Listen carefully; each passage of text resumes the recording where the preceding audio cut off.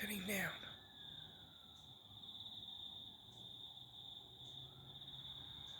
It's a rubbish bin collection. But here's why I think my psychiatrist is incorrect and wrong. Sorry, a rubbish bin. It's 6:30 a.m.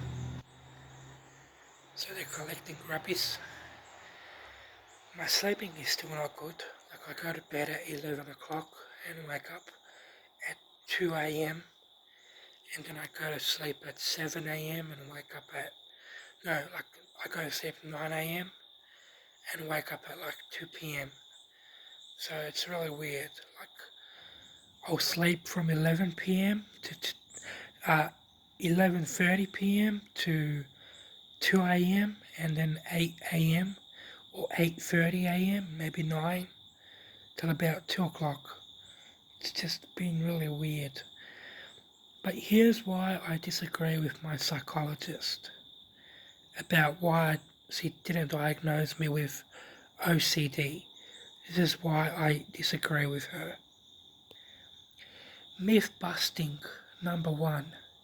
She claims that I don't have OCD because, for example, she had a patient who had OCD and would associate a really infectious disease with something such as a light bulb and would need to switch the light bulb on and off to neutralize that. While this is a obsessive compulsive disorder trait, it is not a hallmark of obsessive compulsive disorder. It is simply just a symptom, a common symptom in OCD patients. However, it is not clinically required symptom to diagnose OCD. Myth busting number 2. She claims my reassurance seeking is not a compulsion. However, when your obsessions take up 60% of your day and you go outside and constantly checking and then feeling a relief of your anxiety and it goes away once you check, and then in 10 minutes your anxiety comes back and you check again and you check again, you check and check again to make sure whatever you're fearing is not happening. That is OCD, that is obsessive compulsive disorder, absolutely hands down obsessive compulsive disorder. Myth busting number 3. She claims I have hypochondria, illness anxiety disorder. However, my worries tend to be about choking on food, sometimes even swallowing, and also worrying about my loved ones dying. I really won't worry about my own health. I admit I'm a little bit of a hypochondriac. I worry about my heart and stuff like that. So I agree with that. Maybe I'm a hypochondriac.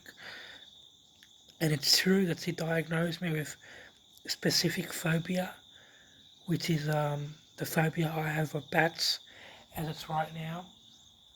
I'm not scared a bat's going to get me now because I know that it's sunrise now and you can hear the birds in the back, so there's no bats. But I still had to come out here to make this video so I could just check to make sure, which is a form of risk compulsion. But anyway, about the illness, the hypochondria, I don't worry about my health. I worry about other people's health. I worry about so many other things obsessively, constantly. So illness anxiety disorder is not a right diagnosis. It is a complete sham. I do not have hypochondria. Maybe I have hypochondria traits where sometimes if I get a symptom I go on Google, Dr. Google. We all do that. Everyone does that. Everyone is a hypochondriac. Everyone has hypochondria. But to diagnose me with a disorder of hypochondria, I don't believe that. That's not true. So this is why I believe that the diagnosis I was given is incorrect and I will be seeking a second opinion because my obsessions and compulsions are often associated with feelings of panic, anxiety, euphoria, distress, sadness, suicidal ideation, suicidal thoughts. So this is why I think she got it wrong. Respectfully, I don't mean to harm her psychological reputation. She is a specialist. What she said is true, of course. I have a phobia and stuff, we all know that. But I disagree with her on the OCD part. That is just factually incorrect. Respectfully. I don't mean in a bad way, in a demeaning way, just to be clear. Just in an assertive way that I don't agree with the diagnosis.